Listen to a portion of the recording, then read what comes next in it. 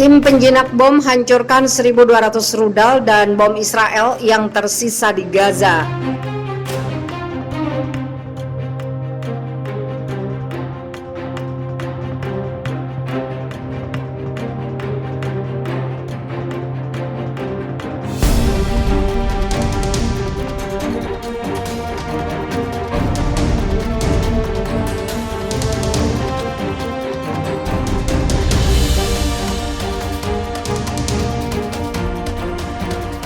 Tim penyapu bom menghancurkan sekitar 1.200 rudal serta peluru tank dan artileri yang tidak meledak yang ditembakkan oleh pasukan Israel selama serangan baru-baru ini ke daerah kantong tersebut. Demikian dilaporkan Anadolu Agency. Muhammad Mikdad, insinyur bahan peledak di bawah Kementerian Dalam Negeri Gaza, mengatakan bahwa beberapa tim teknik peledak terus bekerja menyingkirkan sisa-sisa pengeboman 11 hari Israel di berbagai daerah. Mikdad mengatakan bahwa jika bom yang dijatuhkan Israel meledak saat itu, mereka akan menyebabkan pembantaian di daerah terdekat. Menyoroti kondisi kerja yang buruk, yang meminta badan-badan internasional seperti Komite Internasional Palang Merah untuk memantau pekerjaan di lapangan dan menyediakan peralatan yang diperlukan. Demikian dilansir Middle East Monitor. Dia mengatakan bahwa Israel memblokir masuknya peralatan pelindung yang digunakan oleh tim penjinak bom di jalur Gaza dan menambahkan bahwa ini membuat pekerjaan mereka lebih berat. Gencatan senjata yang ditengahi Mesir yang mulai berlaku pada 21 Mei dini hari mengakhiri pemboman 11 hari Israel di jalur Gaza. Serangan Israel di Gaza dan tepi barat menewaskan sedikitnya 289 orang, termasuk wanita dan anak-anak, dan meninggalkan jejak kehancuran. Pusat kesehatan dan kantor media serta sekolah termasuk di antara bangunan yang menjadi sasaran.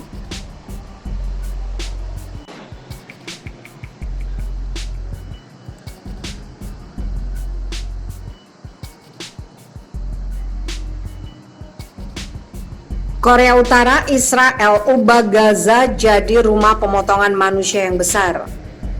Pemerintah Korea Utara mengecam Israel karena mengubah jalur Gaza Palestina menjadi rumah pemotongan manusia yang besar dan tempat pembantaian anak-anak. Kecaman dari pemerintah yang dipimpin Kim Jong-un itu merujuk pada pembom Israel di Gaza dalam perang 11 hari antara militer Zionis dengan milisi Palestina pada Mei lalu. Kejahatan mengerikan Israel membunuh anak-anak seperti tunas belum berkembang merupakan tantangan berat bagi masa depan umat manusia dan kejahatan terhadap kemanusiaan, kata kementerian tersebut. Tidak berlebihan untuk mengatakan bahwa seluruh jalur Gaza telah berubah menjadi rumah pemotongan manusia yang besar dan tempat pembantaian anak-anak. Lanjut kementerian tersebut seperti dikutip dari Newsweek Senin 6 Juli. Segera setelah pemboman berakhir, Perdana Menteri Israel Benjamin Netanyahu dan pihak berwenang Israel berusaha menyembunyikan kejahatan mereka membunuh bahkan anak-anak, imbu Kementerian Luar Negeri Korea Utara. Outlet berita internasional sangat mengutuk Israel karena terus membantai anak-anak, menunjuk Israel sebagai penyebab pengusiran warga Palestina, perluasan pemukiman ilegal, dan menabur benih kebencian dengan menekan ibadah mereka yang damai. Pernyataan itu dikeluarkan pada 4 Juni yang ditetapkan oleh PBB sebagai Hari Internasional Anak-anak Tidak Bersalah Korban Agresi. Hari ini untuk menandai tindakan agresi Israel terhadap sejumlah besar korban anak-anak Palestina dan Lebanon yang tidak bersalah pada Agustus 1982. Bentrokan terbaru antara Israel dan milisi Palestina di Gaza menghancurkan ribuan bisnis dan rumah, menggusur lebih dari 100.000 orang di wilayah tersebut. Kantor PBB untuk koordinasi urusan kemanusiaan mengatakan sekitar 240 warga Palestina tewas dalam 11 hari konflik. Para pejabat Zionis melaporkan sedikitnya 12 orang tewas di Israel. Perang itu berakhir dengan gencatan senjata yang ditengahi Mesir. Milisi Palestina dan Israel sama-sama mengklaim kemenangan. Israel dan Palestina telah terlibat dalam pembicaraan damai sporadis selama 25 tahun terakhir, tetapi belum ada resolusi yang tercapai.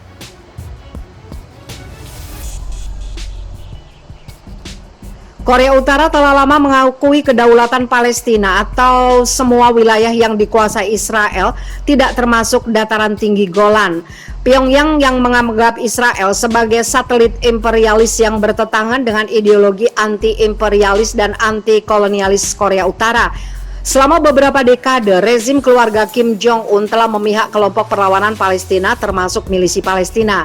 Pada 1990-an, mantan pemimpin tertinggi Kim Jong-il membantu mantan Duta Besar Palestina untuk Korea Utara Mustafa Safarini dengan perawatan kesuburan setelah mengembangkan hubungan dekat dengan pejabat tersebut. Sementara ideologi mereka selaras, solidaritas Pyongyang dengan gerakan pembebasan Palestina juga telah membuat Korea Utara memiliki hubungan diplomatik dengan kawasan Arab. Kementerian Luar Negeri Israel belum bersedia berkomentar atas kecaman Korea Utara terkait pemboman militer Zionis di Gaza bulan lalu.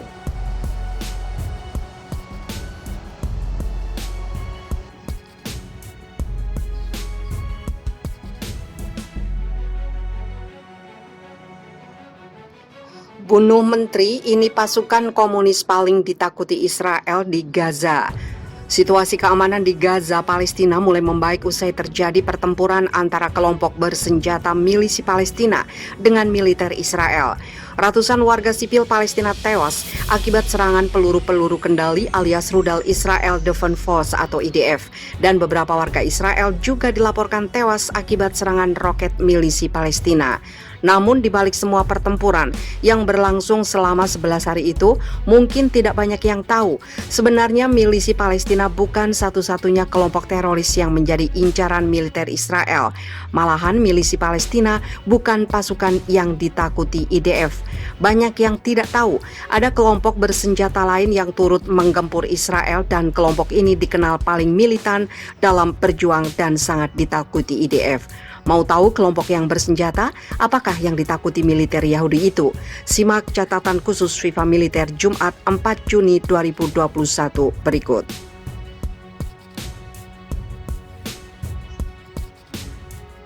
Nama kelompoknya yaitu Brigade Abu Ali Mustafa. Kelompok bersenjata ini merupakan sayap dari organisasi populer Front for the Liberation of Palestine atau Front Populer atau Pembebasan Palestina. PFLP sendiri merupakan organisasi yang beraliran komunis Marxisme, Leninisme. Di Palestina dikenal sebagai organisasi sekuler dan revolusioner sosialis. Awalnya, Brigade Abu Ali Mustafa bernama Red Eagles Brigades, tapi setelah pimpinan mereka tewas dibunuh militer Israel, kelompok bersenjata ini memutuskan memakai nama sang komandan Abu Ali Mustafa. Tidak seperti milisi Palestina yang disebut IDF sebagai pengecut karena menjadikan warga sipil sebagai tameng hidup, Brigade Abu Ali Mustafa sangat berani melakukan serangan langsung ke Israel. Target serangan kelompok ini tidak cuma militer, tapi juga warga sipil Israel. Bahkan banyak pejabat Israel yang terbunuh oleh serangan Brigade Abu Ali Mustafa.